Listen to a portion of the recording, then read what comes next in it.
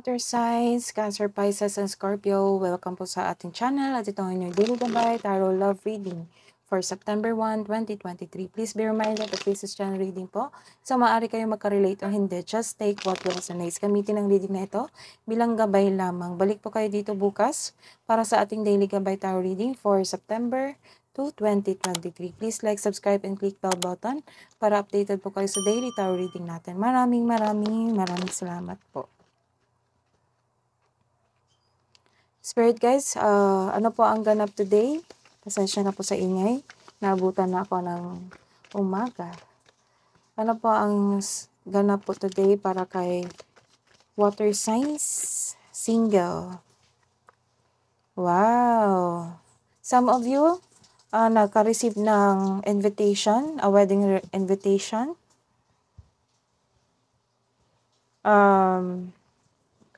Kasali kayo sa preparation ng wedding.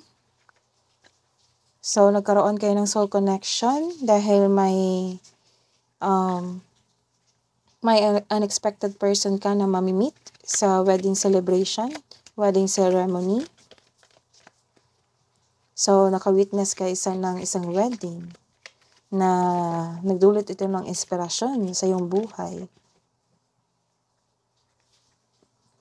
You are healing your heart from the past. Kaka-break up nyo lang, nagkaroon ka ng heartbreak, pero you are decided na magkaroon ng self-care or you are decided to love yourself more. You are freeing yourself from the toxic relationship. It might be your partner is too obsessive or nagkaroon ng addiction, kaya hiniwalayan mo. Pero lubos kang nasaktan. Para po sa mga may relasyon,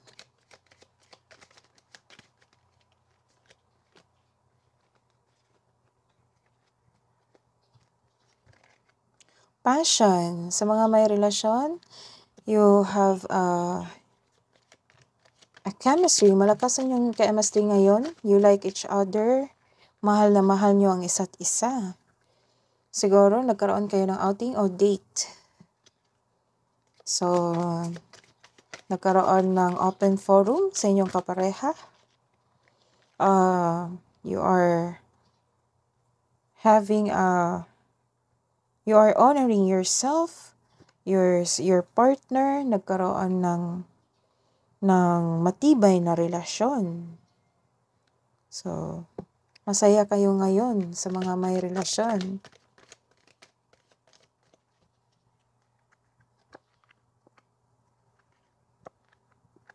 Wow.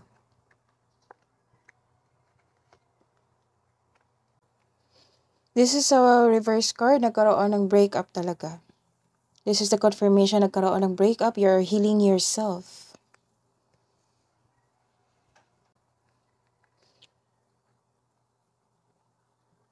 This is a confirmation na may mamimit kang bagong tao.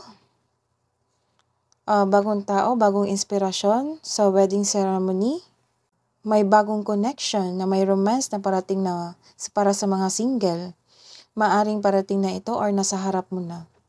So, it might be sa wedding ceremony ito na na-meet mo ang iyong kapareha. This is a guarded ka, nag-iisip. So, nag-iisip kayo para sa inyong future. Nag-usap kayo para sa inyong future. You are guided. You are guarded. Binabantayan nyo ang inyong relasyon. Nag-iisip kayo ng plano sa inyong future. At nagkaroon kayo ng celebration. Siguro ilan sa inyo nag-travel or nagkaroon ng date. Kaya nag-usap kayo ng masinsinan.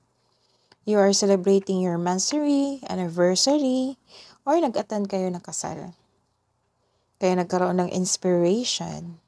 So, what's the advice for single?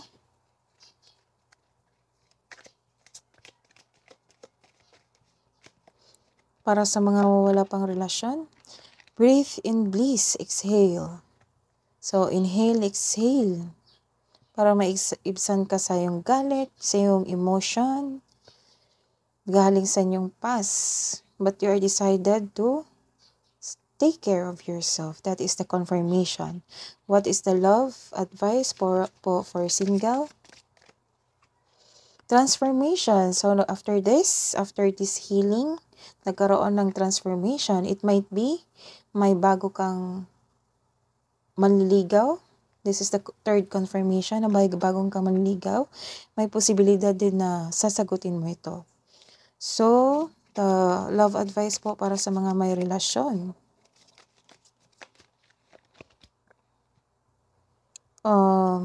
Criticizing one another will only lead to further unhappiness. Love and accept each other as you are, and your relationship will magically transform. That is your reading today, water signs. Balik po kayo dito sa September 2 bukas sa love reading. Please like, subscribe, and click bell button for notification para po updated kayo sa daily tarot reading natin. Maraming salamat po.